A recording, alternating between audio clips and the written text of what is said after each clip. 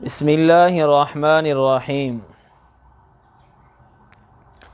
اگر کسی کی زبان کے اندر لکنت ہے، الفاظ صحیح ادا نہیں کر سکتا، الفاظوں کی ادائیگی کے اندر پریشانی ہوتی ہے، مشکل کا سامنا کرنا پڑتا ہے، تو ان حضرات کے لیے ایک بہترین وظیفہ ہے، قرآنی وظیفہ ہے کہ ہر نماز 5 وقت نماز کی پابندی کریں اور ہر نماز کے بعد 11 مرتبہ یہ آیت پڑھیں، رب اشرح لی صدری ویسر لی امری واحلل عقدۃ من لسانی یفقہوا قولی۔